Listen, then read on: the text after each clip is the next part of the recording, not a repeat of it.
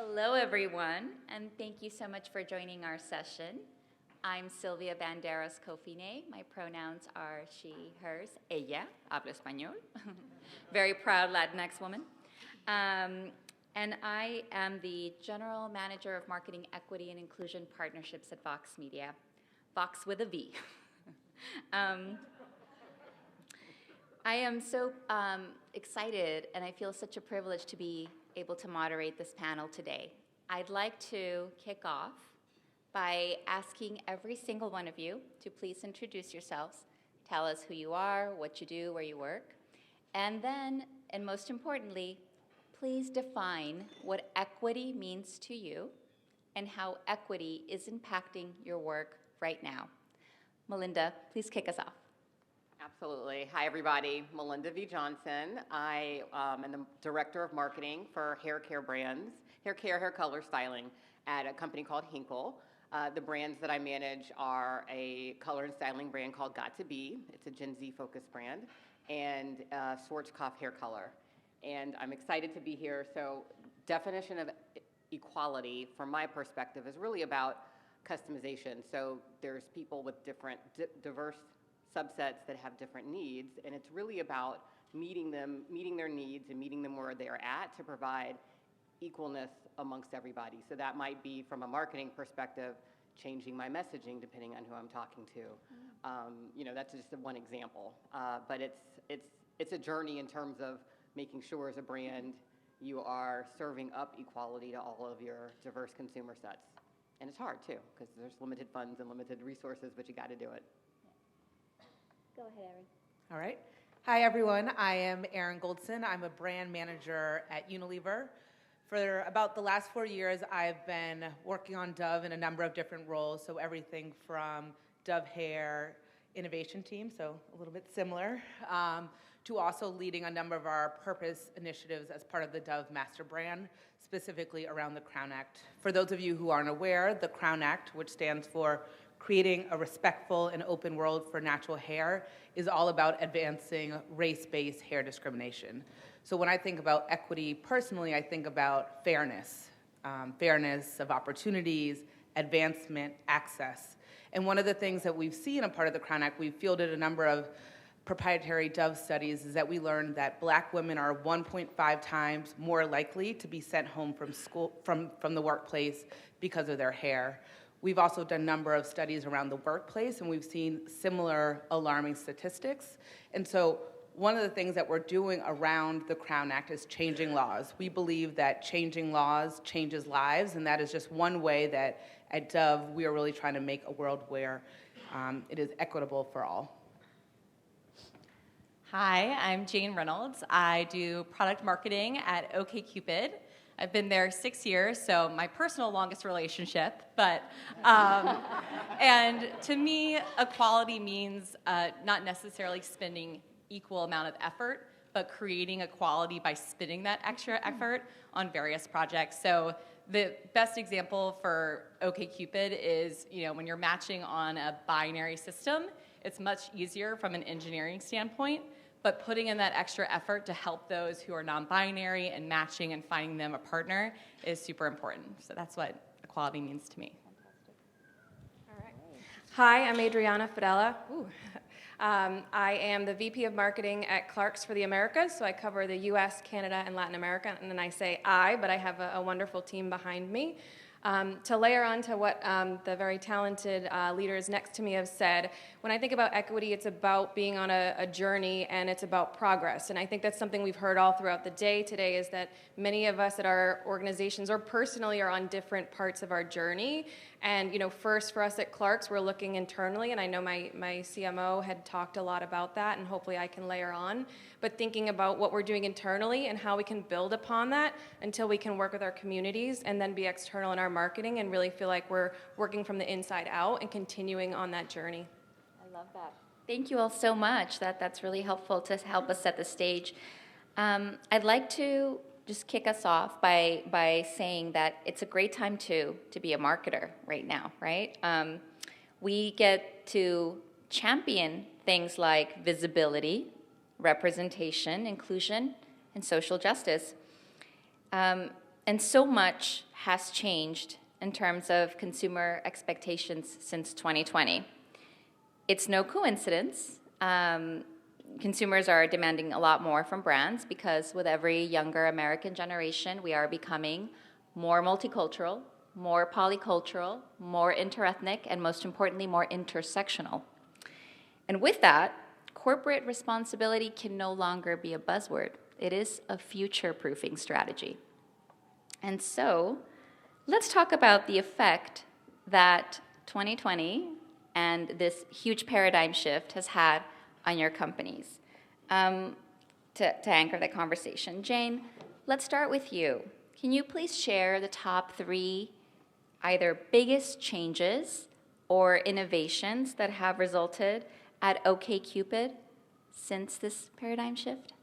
Yeah, so at OkCupid, we're really proud to be really innovative in the dating app space. We've been around since 2004, which is quite old for a dating app. There was no marketing aside from just a few years ago, because if you were on a dating app in 2004, or really a dating site, you had 2 options. You had OkCupid if you were LGBTQ or an ally of LGBTQ, and then eHarmony was another option, Match was there. We have long been champions for LGBTQ. We were the first to add new genders and orientations to the app. In 2020, what we saw was making sure that we were helping our users really match on the causes that were important to them, because causes and politics became so important when people were matching. So in 2022, we were the first dating app to do profile badges, but we released the Black Lives Matter profile badge. Of course, you have to, put your money where your mouth is. So donated $1 million of ad space to various African American Black organizations, but we found that people with the Black Lives Matter badge on their profile increased matches for themselves 6 times, because people care so much about matching over these important things. So that's one space that I think has been really interesting. And then, it's different across various countries and globally. One thing that we were talking about, Sylvia and I is OkCupid has recently been translating into various markets, and we just translated into German. German is a gendered language. And, we asked our users, because OkCupid, we have all these questions in the app, and we said, do you want to see more German companies embracing gender-neutral language? 90% of our users in Germany said they did. So in order to do that effort to make gender-neutral language in the app, which means, the plural is being gender-neutral versus being gendered as it traditionally is, again, huge engineering effort. When you're thinking about the bottom line, it's we don't want to do that. But again, making people feel comfortable, especially, dating, you feel vulnerable. It's certainly an area where you're maybe insecure. We want people, especially through language, to feel hyper comfortable as they can, and really feel included in the space. That's fantastic. I really just want to say, accountability begins with language, so I really commend you for that. That's great. Adriana, I'm going to move on to you now. I'd love for you to build on the question that we started with Jane by telling us about changes and innovations, but more importantly, to your earlier point, how you're walking the walk, not just talking the talk, by starting from an internal audit and all the good work that you're doing inside the company that then allows you to really do the work to market to communities. Yeah, absolutely. So hopefully I'll remember all 3 that I had planned ahead of time. But one of the things that Tara did touch on earlier is our internal systems, right? So some of the things that we look at are our IT systems, HR policies. Are there things internally that, like you said, aren't always easy or an engineering feat to change a bit, but how can we be looking at those things? The other thing, which I think, we have several representatives here within the room and at many of our organizations, but we knew we couldn't rely on the head of, diversity, inclusion, and equity alone. That person does also oversee our training and development internally, which we think is a really important tie-in. I think someone earlier mentioned, I think it was the Fluid Project, talking about training and how important that is. But we know that it can't just sit with that one person, and honestly, it can't even just sit necessarily with us. So you talk about doing an audit. We've brought on an external and global panel of experts from all different organizations to really help us out, because we know that, yes, it's important for us to be talking about it internally, but there's so many experts internationally and so many experts that we could be learning from, so we can continue that journey. I think the third thing that we talk a lot about is community and getting really involved. And some of the things for International Women's Day, when we talk about getting involved with Black creatives. And I actually have a video. I know Tara gave a sneak peek, but I added a little video with some music, so I think that always helps. Cue that? Yes or no? Great.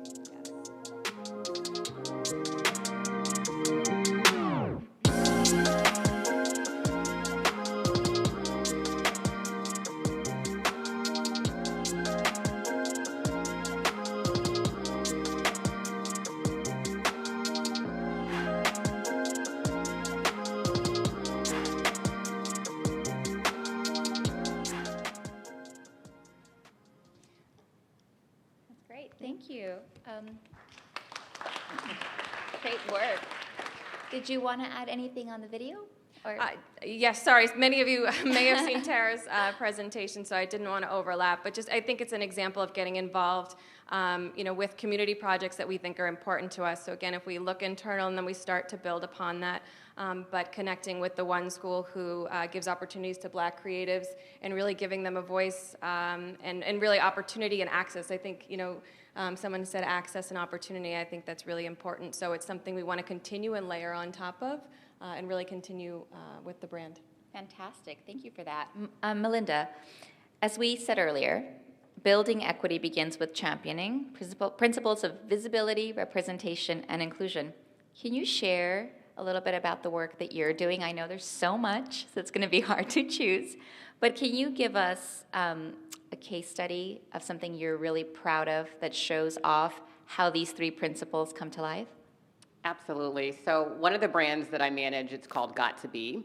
It's a bold color and styling brand, and it was founded in Germany, so it's a German company, a German brand, and the brand has been in the U.S. for a while, but I'd say we're on a journey to kind of evolve how we show up as a brand here in North America, as well as our communication. So the mission for Got to Be, it's a Gen Z targeted brand, and the mission is to embolden unapologetic self-expression. So we're laser targeted on the kind of the Gen Z target, which inherently is multicultural, polycultural, intersectional, very diverse.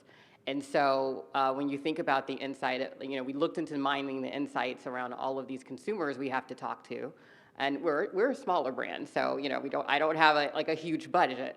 But when we peeled back the layers of looking at some of the key insights, one of the things that bubbled to the top, especially in this current day and age, is really having something that you stand for and that consumers can rally around and understand, what's the DNA of your brand. So while we had it on a nice PowerPoint slide, what we were about, which is self-expression, most of our communication was very beauty-focused, getting the look, and so very high-level functional and not really going at a deeper level. So one of the pushes this year, and I'm very proud of the work because we've partnered with a youth cause organization called Ditch the Label, and they are founded on addressing issues that are important to young people, so around mental mental health and wellness, gender identity, cyberbullying, so any issue that a young person could go through. So we partnered with them this year, and I was able to push and hold dollars to really drive this cause partnership to really show people when we say we're about emboldening self-expression, what that really means. So I do have a quick video clip because this project's about to launch, and I would love to share it with you guys. So I'll let this play, and then I'll say something afterwards. You are not alone. More than half of people under 25 have experienced bullying at some point, and research has shown that 3 out of 5 people have experienced cyberbullying at some point. 2/3 of tween victims of cyberbullying said that it had a negative impact on how they felt about themselves. Got2Be's brand purpose is to encourage self-expression and celebrate who you are and who you want to be. Now is the time for Got2Be to take a stand, and together with Ditch the Label, we will be standing up for something. You. Ditch the Label is a global youth charity dedicated to providing equality and support to those negatively affected by bullying and prejudice. Together, Ditch the Label and Got2Be are uniting to take an active stand against all forms of bullying and cyberbullying by bringing awareness and being a strong voice of advocacy. Follow along on Instagram at Got2Be USA to get on the self-expression journey with Got2Be and be who you want to be at Got2Be.com. Great. So we're kicking off this partnership with our first ever virtual self-expression summit. It's actually happening on June 17th, and we've pulled together a wonderful panel of young influencers, actors, actresses. Our keynote is a young lady named Ivani Gregg. I had not heard of her when we first started this, but she has 18 million followers. And every employee we have, all of their kids are like, oh my gosh, you have Ivani. So I'm like, we got a lot of feedback that we had the right panelists. But I've, had some conversations with all of them, and it's very powerful. I mean, I'm not a Gen Zer, but I've learned so much from kind of the mettle and the strength and courage of all these panelists. And so we're very excited to kind of bring this to our consumer base. We've been spreading the word. We have, sign-ups. So if anybody's interested in checking it out, the URL is up there.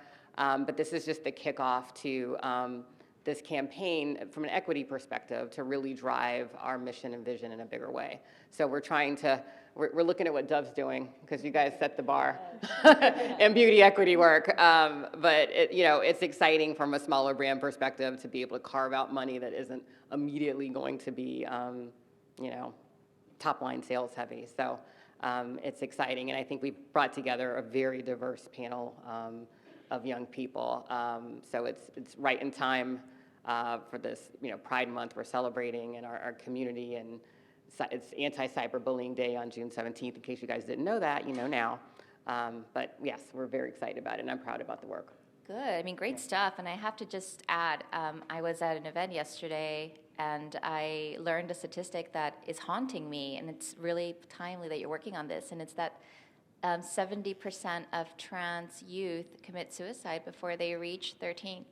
And I heard it yesterday, and just thinking about cyberbullying, and all of us, I know we often talk about this work as an initiative, but it's really important to remember and humanize that this has real world impact, and that we really can all choose to be in the business of good business. And those types of initiatives not only build brand equity, they build equity. So that's great. Absolutely. And speaking of brands that build equity, Unilever is known as one of the leading brands to do that.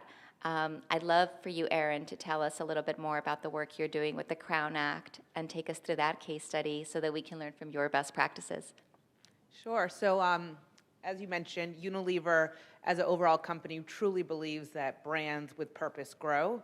And so I think it's been incredibly rewarding to work on a brand like Dove that has purpose really at the heart of the brand, and has for a long time now. So one example of a campaign that I'm really proud of and have had the incredible opportunity to work on is a campaign that just came out this February called As Early as 5. And it is grounded on the insight that hair discrimination can start as early as 5 and last a lifetime. And the way that we got to that insight was twofold. One, it was really just hearing various news stories, hearing about personal anecdotes of young children, of teens and adults who have experienced hair discrimination. So one example was a young boy by the name of DeAndre Arnold. He lives in Texas. He was on Ellen for this story. I don't know if any of you guys have heard of it, but he was actually told that he could not walk at graduation unless he cut his locks.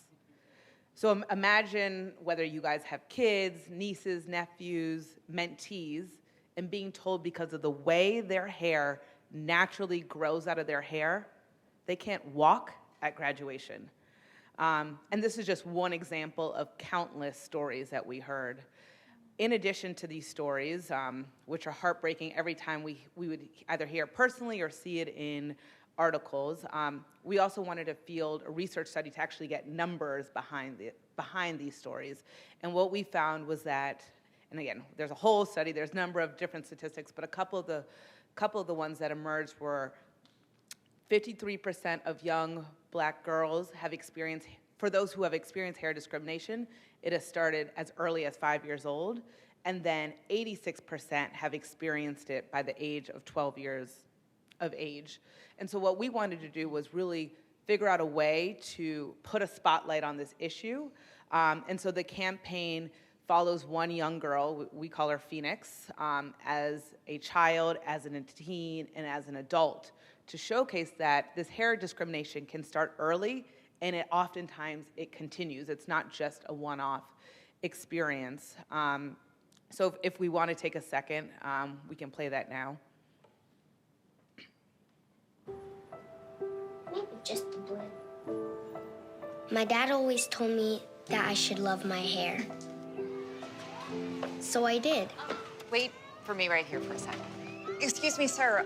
We have a strict hair policy here. I'm afraid I can't let you attend school today. Don't forget your hat. Even when it wasn't easy. We talked about this. You can't wear braids if you want to walk at graduation. Even when no one else did.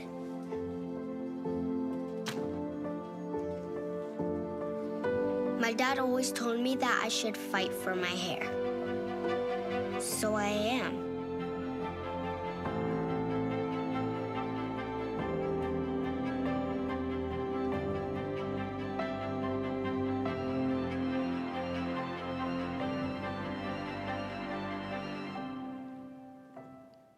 So I mean, amazing work. And then again, as I mentioned, so each of these scenes were based on, it was very important that we actually had real stories to back up each of these scenes. And unfortunately, there were multiple stories that could back up each of these scenes. And so this was supported across paid, earned, owned channels. We did a big push with a number of different influencers where they all shared their own personal stories. And since I joined the team, the Crown Act, or legislation that is inspired by the Crown Act, has now been passed in 60 states. The goal is to get this passed nationwide so that no one has to experience hair discrimination, whether that's in schools or in the workplace. And so what we're also asking, we have a goal of reaching 500,000 petition signatures. We are at I think it's a little over 4,000. So if you go to thecrownact.com, you can sign the petition. And again, we're just really trying to raise awareness around this issue. That's amazing.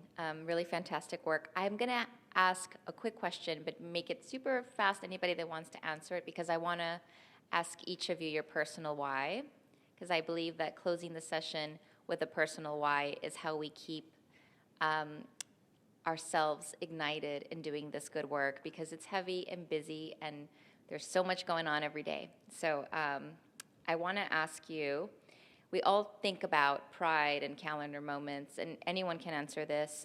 How do we go beyond moments to build movements? Who would like to answer that? Go ahead. I mean, I just spoke. Yeah. So moments that create movements. Yeah, like how do we go just beyond a calendar moment to really create movements that are long-lasting? So one of the things that we've talked a lot about on Dove is agility moments. So we all have our typical brand plan, and we plan years in advance, but also how do we respond to moments in culture? So when I gave the example of DeAndre Arnold, we saw that was making headlines, that he was told that he couldn't, and I'm going to tell the very, very quick version of the story. We were told that he couldn't graduate because of his locks. This was in February, 2 weeks before the Oscars. Matthew Cherry, Black man, was nominated for his animated short called Hair Love. It's about a young Black girl. It's all about embracing your hair. Dove donated to the Kickstarter years before he was nominated for an Oscar. we paired him up with DeAndre Arnold, sent DeAndre Arnold to the Oscars. We got him a celebrity stylist, him and his mother. I was literally like tearing up when I saw them suited and booted for the Oscars. But we made this big PR push. We made a lot of headlines coming out of the Oscars around, your school might not think you're fit to graduate, but we think you're actually more than fit to walk the red carpet at the Oscars. And again, that was just a quick moment of, taking something that was making headlines, a moment to create a movement to tell the broader story about what we're doing with the Crown Act with a real life example, not just, we can always hire and do these high production films, but how do we also create something that's very real, reacting to something that's relevant in the moment? Such a great example. I'm going to ask the last question for each of you to answer, and is to please share with us, what is your personal why? And again, the reason for that question is because this is not easy work. It's work that, at this point in our journeys, we can all be in the business of good business if we choose to put in the work. So oftentimes, we're looking for that inspiration. Please share what is yours. Well, I'll go ahead and start. To the point of, all of this starts so young. My personal why is my niece and my nephews, because OkCupid is very inclusive. LGBTQ is definitely where we're strongest in that inclusivity, and we're working in all other departments as well. But, our most recent Every Single Person campaign, you might have seen it on the subway, but we had seen data that over the pandemic, we had an 84% increase in people identifying as pansexual. We had a 20% increase in people identifying as non-binary on the app.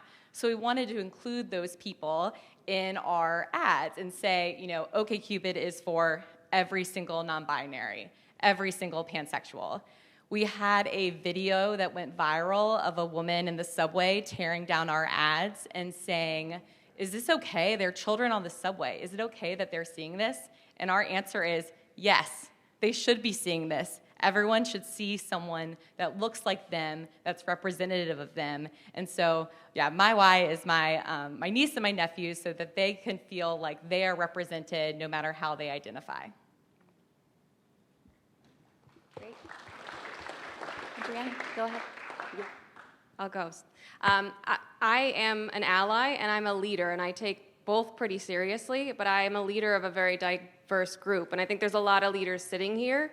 And while we talk a lot, and I think the LVMH group had a wonderful presentation this morning about giving your team members a safe place, not everyone still feels that, right? So if I have an individual on my team who doesn't feel like they're ready to share their voice, I need to be the one to help share that for them and to fight for what I believe is right and continued inclusion and a feeling of belonging. So my why is being a leader in an organization.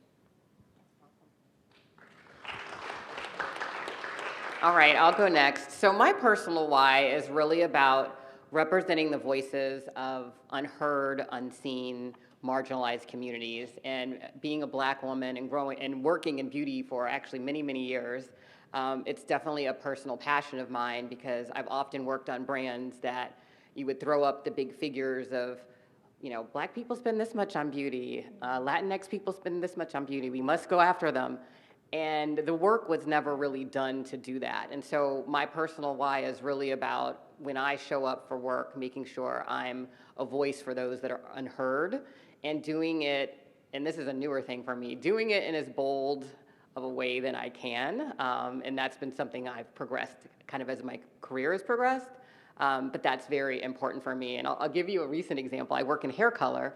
And coming out of the pandemic, I decided, you know what, I'm gonna stop coloring. So I kind of let my grays come in, and it was a huge step. Like, I'm in beauty. Like, you don't see any women rocking gray natural hair. But, I actually liked the look, and I was like, I'm gonna try it. And then we just got back to the office, and I think I had braids like earlier in the year, and people saw me and were like, oh my gosh, your hair. But, it's about like moving past that fear that you have, but doing it in an authentic way. And so when people see that, it makes them more comfortable to kind of push boundaries and let go of some of the fear that exists, especially in a lot of corporate America that's there. Go ahead, Erin. For me, my personal why is leaving a place better than how I found it. So again, just going back to Dove as an example, coming out of the DeAndre Arnold example, someone from Walmart said, what if we created a hairline for kids inspired by the Hair Love film? And every step of the way, I was so inspired by thinking about my younger self, nieces, nephews, friends with young kids. And so before I joined the team at Dove, there was nothing for young kids with curly, textured hair. Now, someone can walk the aisles and actually find a product with like afro puffs and images that look like them. And for me, even though it is just one product line, it was extremely rewarding. And I was like, I'm not leaving this company until this is on the shelves. Because again, it's really thinking about something that my younger self would have wished we had. That's amazing. That's amazing. Well, we're at time. I do want to say you're all such inspiring leaders, and thank you all for your incredible work. And I'd like to close this session by saying it's a wonderful time to be in marketing. We can make a difference, and we can all choose to be in the business of good business. Thank you.